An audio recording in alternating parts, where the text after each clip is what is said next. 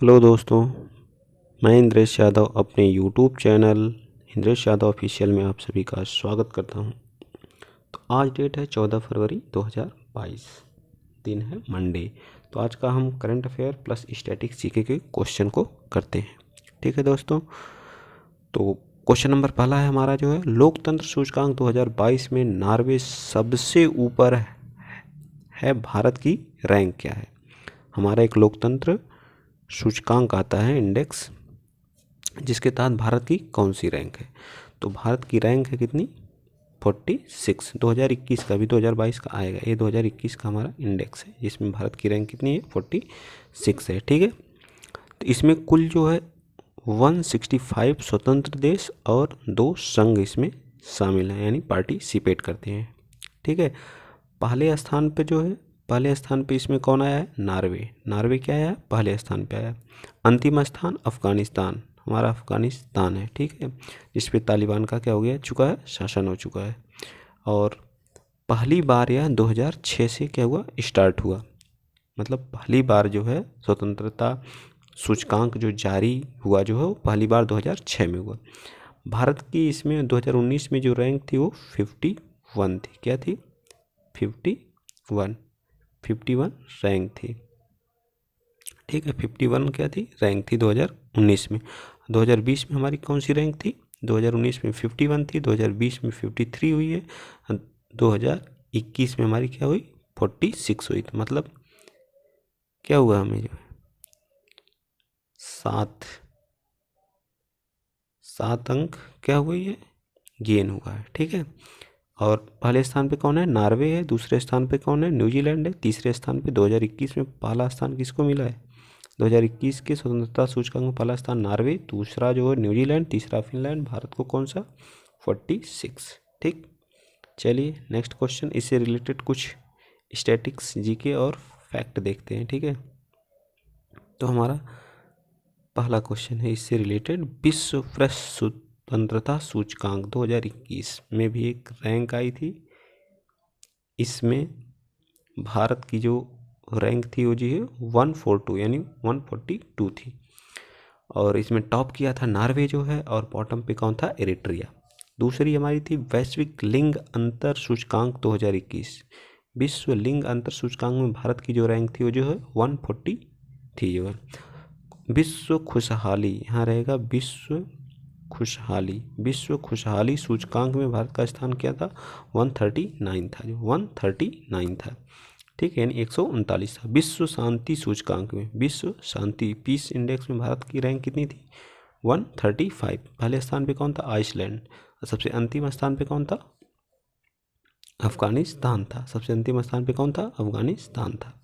ठीक है, Henley passport index में 2021 में क्वार्टर 1 में भारत की रैंक थी 83 थी। ठीक है, और वैश्विक भुखमरी इंडेक्स में हमारी जो रैंक थी इंडिया की वो 101, यानी 101 थी।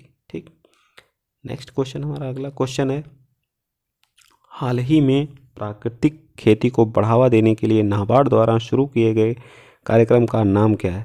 नाबार्ड हमारा एक बैंक है जो कृषि से रिलेटेड क्या करता है, ऋण उपलब्ध कराता है। ठीक है, कृषि से रिलेटेड क्या करता है, ऋण उपलब्ध कराता है। तो ये जो है एक कार्यक्रम स्टार्ट किया जिसका नाम क्या है, जीवा कार्यक्रम स्टार्ट किया है, जिसके तहत जो खेती या किसानों को प्राकृतिक खेती के लिए क्या करेगा, बढ़ावा देगा। ठीक है, नाबार्ड का फुल फॉर्म क्या होता है, national banking for agriculture and rural development. ठीक है, इसके हेड हैं जो है गोविंद राजुलू चिंताला जी। इसका गठन जो है 12 जुलाई 1982 में हुआ था, 12 जुलाई 1982 में। इसका हेडक्वार्टर कहाँ है, इसका हेडक्वार्टर है मुंबई। हेडक्वार्टर कहाँ है, मुंबई है। ठीक, NABARD most important question NABARD के बारे में ज़रूर पूछता है कि नाबार्ड की स्थापना कब हुई थी, नाबार्ड का फुल फॉर्म क्या है, नाबार्ड के हेड कौन है, हेडक्वार्टर कहाँ है, और किस समिति की अनुशंसा पे इसकी स्थापना हुई थी, ये भी क्वेश्चन पूछता है। ये समिति जो थी शिव रमन समिति की सिफारिश पर इसकी क्या हुई थी, स्थापना हुई थी। शिव रमन समिति की सिफारिश पर क्या हुई थी, नाबार्ड की स्थापना हुई थी। नाबार्ड की स्थापना किस पंचवर्षीय में हुई थी, नाबार्ड की स्थापना जो छठी पंचवर्षीय में हुई थी और शिवरमन समिति की सिफारिश पे हुई थी। ठीक है, हमारा अगला है जो है नाबार्ड। नाबार्ड तस्करी को रोकने के लिए आरपीएफ ने नाबार्ड करें मानव तस्करी को रोकने के लिए आरपीएफ ने शुरू किया है, एक ऑपरेशन शुरू किया जिसका नाम था आहत। आहत ऑपरेशन के तहत जो है मानव तस्करी को रोकने के लिए आरपीएफ ने क्या किया था, एक ऑपरेशन चलाया था। ठीक, क्वेश्चन नंबर 3 हमारा है। क्वेश्चन नंबर 3 हमारा अगर किस पड़ोसी देश ने देश के 75वें संघ दिवस के अवसर पर 800 से अधिक कैदियों को क्या किया, क्षमादान देने की घोषणा कर दी है। ये हमारा पड़ोसी देश है म्यांमार, जो क्या किया है, अपने 75वें संघ दिवस के अवसर पर जो है 75 यानी 800 से अधिक कैदियों को क्या कर दिया है, क्षमा देने की घोषणा कर दी है। तो म्यांमार जो है संघ दिवस कब मनाता है, तो ये 12 फरवरी को क्या अपना संघ दिवस मनाता है। 12 फरवरी को क्या करता है, संघ दिवस। और इसको जो है संघ कब बनाया गया था, तो 12 फरवरी 1947 में इसको क्या संघ बनाया गया। वो भी किस समझौते के तहत, तो पोंग लोंग समझौते के साथ। पोंग लोंग समझौते के तहत, पोंग लोंग समझौते के तहत इसे क्या संघ बनाया गया। म्यांमार को आज़ादी दिवस कब मनाता है, म्यांमार 4 फरवरी 1948 को क्या हो गया था, आज़ाद हो गया था। किससे, ब्रिटिश से। ब्रिटिश से क्या हो गया था, आज़ाद हो गया था। ठीक, ब्रिटिश से 4 फरवरी 1948 को क्या हो गया था, आज़ाद हो गया था। पहले भी यह भी पहले भारत का ही हिस्सा था। बर्मा के इसका पुराना नाम क्या था, पुराना नाम था इसका, पुराना नाम जो था इसका, पुराना नाम, एक मिनट, पुराना नाम था बर्मा के नाम से जाना जाता था। ठीक, बर्मा के नाम से जाना जाता था। म्यांमार में अभी हाल ही में क्या हुआ, तख्ता पलट हुआ है। मतलब वहाँ के जो सैनिक थे उन्होंने क्या किया, तख्ता को पलट कर दिया है। म्यांमार सैन्य नेता, वहाँ का जो सैन्य नेता था जो है मिन ऑंग हालिंग ने क्या किया, जो है वहाँ का तख्ता पलट कर दिया था। 1 फरवरी 2021 को म्यांमार में सैन्य तख्ता पलट हुआ जो है। आंग सान सूकी वहाँ के क्या थे, राष्ट्रपति थे, जिन्हें सैन्य नियंत्रण के रूप में क्या कर लिया, हिरासत में ले लिया गया और वहाँ पे सेना अपना शासन चला रही है। ठीक है, और म्यांमार के बारे में कुछ जान लेते हैं। राष्ट्रपति जो मिंट स्वे हैं, मिंट स्वे क्या हैं, राष्ट्रपति हैं। कैपिटल यहाँ की क्या है, नए पिटाव है। मुद्रा क्या है यहाँ की, क्यात है। प्रांतों की संख्या कितनी है, 14 है। और जो पीएम खुद को मान लिया है, सैनिकों का जो लीडर कमांडर था वो मिन ऑंग हालिंग ने खुद को अपने आप को क्या पीएम मान लिया है। ठीक है, और कॉलिंग कोड यहाँ का क्या है, कॉलिंग कोड है 95 यहाँ का क्या है, कॉलिंग कोड है। ठीक, और म्यांमार की सबसे लंबी नदी कौन सी है, इरावदी नदी है। सबसे ऊंचा पर्वत है हाका काबो राजी यहाँ का सबसे ऊंचा पर्वत है। संसद यहाँ की पाइथू हालूटावा जो यहाँ की क्या है, संसद का नाम है। राष्ट्रीय खेल यहाँ का चिनलोन यहाँ का क्या है, राष्ट्रीय खेल है। भारत की कुछ राज्यों के साथ ये क्या करता है, अपनी सीमा। तो यहाँ हमारा क्या है, 1 मिनट, 4 राज्यों के साथ ही क्या करता है, सीमा साझा करता है। ठीक है, क्या करता है, अपनी सीमा साझा। ठीक है, ये हमारा मैप है पूर्वी भारत का। तो यहाँ हमारा यूपी, अरुणाचल प्रदेश, नागालैंड, मणिपुर, शार्ट में लिख रहे हैं आप लोग समझिएगा, मणिपुर और मिजोरम के साथ क्या करता है, सीमा साझा करता है। ठीक है, अरुणाचल प्रदेश, नागालैंड, मणिपुर, मिजोरम के साथ क्या करता है, अपनी म्यांमार क्या करता है, सीमा साझा करता है। ठीक है, नेक्स्ट क्वेश्चन हम चलते हैं। नेक्स्ट क्वेश्चन हमारा है, भारतीय वायुसेना ने अपने किस विमान के साथ सिंगापुर एयर शो 2022 में भाग लेगा। तो किस मतलब एयर शो होने वाला है, सिंगापुर एयर शो, जिसमें हमारा कौन सा, तो तेजस इसमें क्या करेगा, पार्टिसिपेट करेगा। ठीक है, सिंगापुर एयर शो में कौन पार्टिसिपेट करेगा, तेजस करेगा। सिंगापुर के बारे में जान लेते हैं। सिंगापुर की कैपिटल कहाँ है, सिंगापुर सिटी है। सिंगापुर की मुद्रा क्या है? सिंगापुर डॉलर है। सिंगापुर डॉलर क्या है? वहाँ की मुद्रा है। ठीक। और सिंगापुर के मतलब जो उच्चायुक्त या जिसे राजदूत कहते हैं भारत के नियुक्त पी कुमारन जो है वहाँ पर सिंगापुर में भारत के राजदूत हैं। ठीक। और यहाँ के पीएम जो हैं ली हसियन लुंग हैं। ली हसियन लुंग हैं जो। और राष्ट्रपति क्या हैं? हलीम यकूब। हलीम यकूब के यहाँ के क्या हैं? राष्ट्रपति हैं। ली हसियन लुंग यहाँ के क्या हैं? पीएम हैं। वायुसेना दिवस कब मनाया जाता है? तो वायुसेना दिवस जो हमारा 8 अक्टूबर को क्या मनाया जाता है? वायुसेना दिवस। थल सेना दिवस जो वायुसेना दिवस 8 अक्टूबर को, थल सेना दिवस जो 15 जनवरी को थल सेना दिवस। ठीक। और 8 अक्टूबर को वायुसेना, 8 अक्टूबर को वायुसेना। ठीक है। और 4 दिसंबर को नौसेना दिवस। नौसेना दिवस 4 दिसंबर को मनाया जाता है। ठीक। और बरहावा डिफेंस एक्सपो हमारा गांधीनगर गुजरात में होगा। बरहावा डिफेंस एक्सपो कहाँ होगा? गांधीनगर गुजरात में होगा।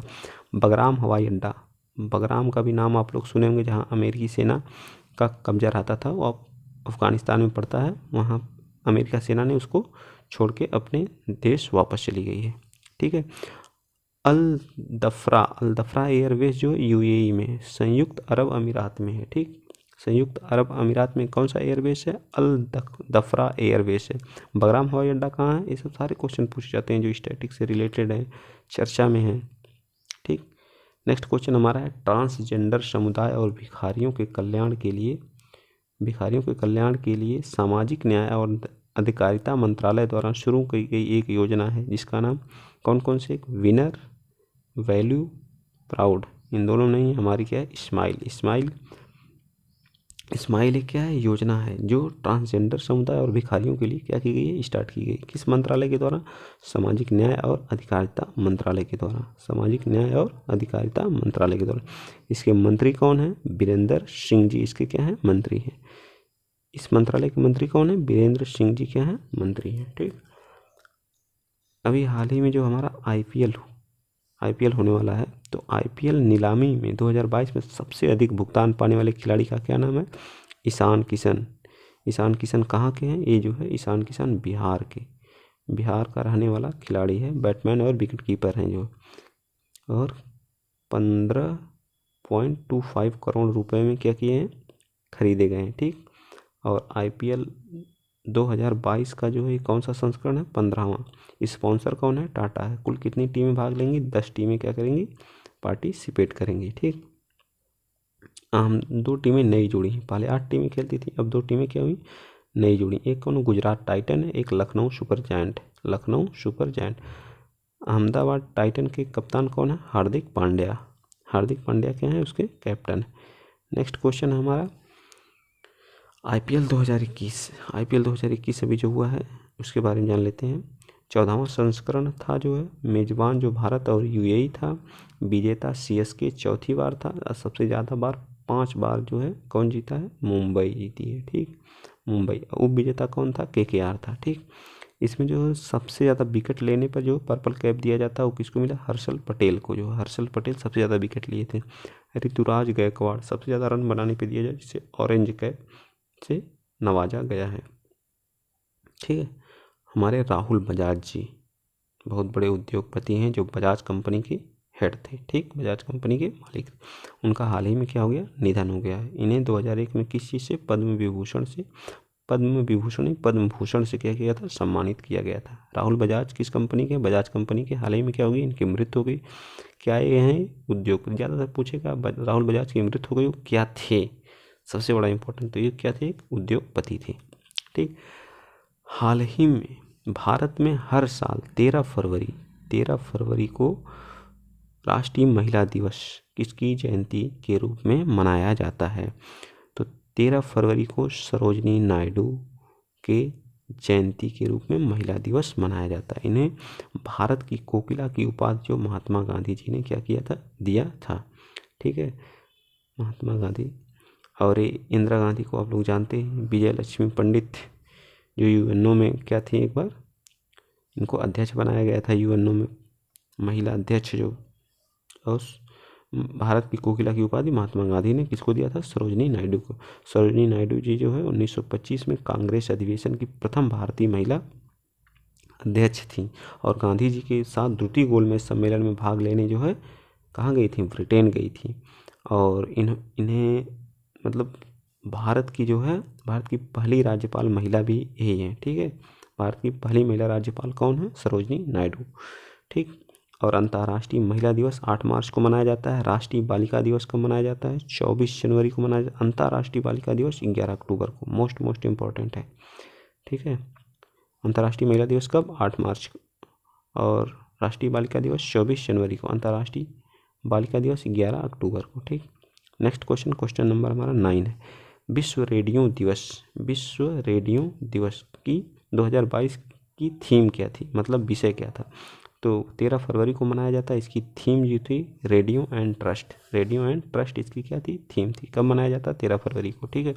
हाल ही में नितिन गडकरी ने, क्वेश्चन नंबर 10 है हमारा, हाल ही में नितिन गडकरी ने किस राज्य में गंगा नदी पर 14.5 किलोमीटर लंबे रेल सड़क पुल का उद्घाटन किया है? रेलवे सड़क पुल का उद्घाटन किया, तो कौन सा राज्य? बिहार। बिहार की राजधानी पटना क्या है? इसकी राजधानी है। ठीक। और यहाँ के सीएम कौन है? नीतीश कुमार। फागू चौहान क्या है? यहाँ के फागू चौहान क्या है? फाल्गू चौहान यहाँ के क्या है? फाल्गू चौहान क्या है? राज्यपाल है। फाल्गू चौहान क्या है? राज्यपाल है। ठीक है। और यहाँ पे एक नेशनल पार्क है जिसका नाम क्या है? एक नेशनल पार्क है जिसका नाम है वाल्मीकि नेशनल पार्क। कहाँ पाया जाता है? नेशनल पार्क डालमिया में एक पूछता है। डालमिया एक स्थान है जहाँ सीमेंट की फैक्ट्री है। बहुत पूछता है डालमिया किस लिए प्रसिद्ध है? तो सीमेंट के लिए प्रसिद्ध है। ठीक है, डालमिया फैक्ट्री बिहार में। ठीक। नेक्स्ट क्वेश्चन चलते हैं। नेक्स्ट क्वेश्चन है बिहार के बारे में, वही पीछे जो बताया हूँ वही है, देख लीजिए एक बार। सीएम नीतीश कुमार है, गवर्नर फागू चौहान है, कैपिटल पटना है। विधानसभा की सीटें हैं 243 हैं, विधान परिषद की 75 हैं, लोकसभा की 40 हैं और राज्यसभा की कितनी है? 16 है। राज्यसभा की सीटें कितनी है? 16 है। लोकसभा की 40, विधान परिषद की 75। ठीक। विधान परिषद पूरे भारत में कितनी? 6 राज्यों में है। कहाँ कहाँ है? बिहार से क्या होगा? बिहार, यूपी, केएन से कर्नाटक, एमएच से महाराष्ट्र, एपी से आंध्र प्रदेश और तेलंगाना। इन 6 राज्यों में क्या है? विधान परिषद है। तेलंगाना में 6 राज्यों में भारत में क्या है? विधान परिषद है। ठीक। नेक्स्ट क्वेश्चन हमारा क्वेश्चन नंबर 11। टाटा सन्स के अध्यक्ष जिनका कार्यकाल समाप्त हो गया था वो थे एन चंद्रशेखर। दूसरे कार्य के लिए 5 वर्ष के लिए क्या कर दिया गया? बढ़ा दिया गया है। टाटा सन्स के अध्यक्ष कौन है? के चंद्रशेखर। बस इतना याद रखिए, के चंद्रशेखर टाटा सन्स के अध्यक्ष हैं जिनका कार्यकाल 5 वर्ष के लिए बढ़ा दिया गया। राष्ट्रीय क्रीम मुक्ति दिवस 10 फरवरी 2022 को मनाया गया। स्वास्थ्य मंत्रालय द्वारा मनाया जाता है। स्वास्थ्य मंत्रालय के मंत्री कौन है? मनसुख मंडाविया। डॉक्टर मनसुख मंडाविया जी है इसके क्या है? मंत्री हैं। कुछ महत्वपूर्ण क्वेश्चन हम देख लेते हैं, जैसे सेरीकल्चर, रेशम कीट पालन, सेरीकल्चर रेशम कीट पालन से संबंधित है। पीसी कल्चर जो मधुमक्खी पालन से, एपी कल्चर मधुमक्खी पालन, पीसी कल्चर मत्स्य पालन से, फ्लोरिकल्चर जो फूलों के उत्पादन से, वीटी अंगूर की खेती से, वर्मी कल्चर जो केचुआ पालन से है, जो पोमो जो है फलों के उत्पादन से, ओलेरी जो है सब्जी उत्पादन से, हॉर्टिकल्चर बागवानी से, और सबसे इम्पोर्टेंट ये है नीचे वाले में कौन सा? नीचे वाले एरोपोटिक किसके? हवा में पौधे उगाने के लिए कौन है? एरोपोटिक हवा में पौधे उगाने के लिए। हाइड्रोपोनिक्स पानी में पौधे उगाने के लिए। ठीक, पानी में पौधे उगाने के लिए। ठीक, तो आज के लिए इतना ही। आपको अगर ये वीडियो अच्छा लगा हो तो प्लीज़ लाइक, शेयर, सब्सक्राइब करना ना भूलें। लाइक, शेयर एंड सब्सक्राइब करना ना भूलें। और जो है अगर इसका PDF चाहिए आप लोगों को, इसका PDF चाहिए तो Telegram channel Indresh Yadav official पे सर्च करके आप टेलीग्राम से जुड़ सकते हैं। तो आज के लिए इतना ही दोस्त। जय हिंद, जय भारत।